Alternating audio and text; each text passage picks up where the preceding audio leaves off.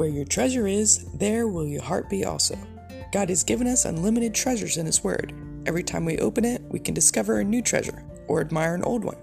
What will we find today? Let's dig in. Here's Carla Early with Treasure Hunt in the Word.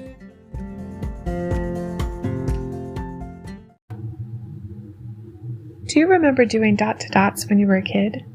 You'd make straight lines from 1 to 2 to 3, and when you were finished, you'd see a picture. I use dot to dots to teach my children how to count. We found some really intricate ones, some going up to almost 1,000. Looking at the double-page spread, there was really no way to see what picture they would end up with. Sometimes the dots were close together, making some detail of the picture. Other times they'd have to search for the next dot and find it way on the other side of the paper, which meant they had to carefully draw a line all the way over there. In the early days of doing these dot to dots, I'd hear my son ask my daughter, "What comes after 439?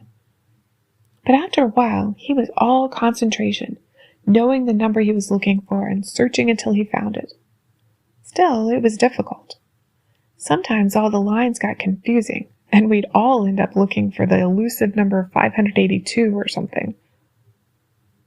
During a recent transition in my life, looking for God's will reminded me of those complicated dot to dots. Sometimes the next step was obvious, and God would point me there in many ways, giving me confidence to travel from my current dot to the next dot that He pre-planned for me. Sometimes I just sit on my dot, searching for the next number.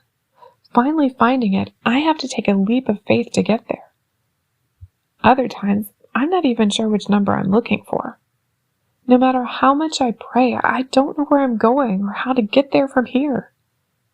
Those are times when I ask for prayer, based on Colossians 1, 9 through 12. Verse 9 is Paul's assurance to the Colossians that he and Timothy are praying for them.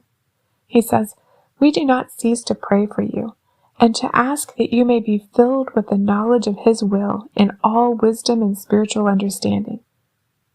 I love that word filled.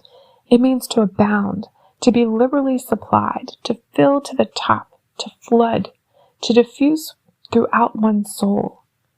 So this is a prayer for them to be filled to overflowing with the knowledge of God's will, to know in their head what God desires. Now, I don't know about you, but I've experienced this knowledge and either had no desire to do it or just had no idea to get there from where I was, or sometimes a mixture of both. So just knowing God's will isn't enough. That's why Paul also prays for the Colossians to have wisdom and spiritual understanding.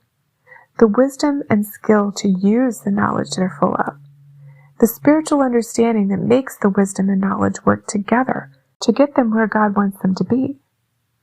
That wisdom and discernment can only come from the Lord. Now that next step may not completely make sense to us.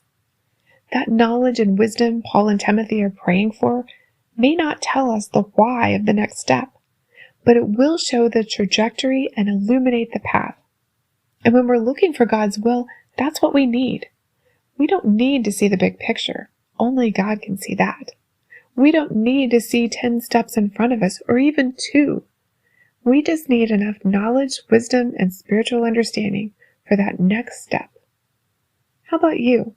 Are you searching and praying for God's will in your life? Why not ask a godly Christian friend to pray for you, as Paul and Timothy prayed for the Colossian church?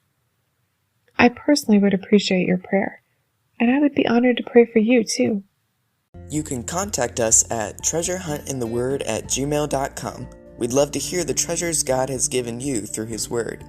You can listen to other episodes at our website, which you can find in the description below. Thanks for listening, and remember, where your treasure is, there will your heart be also.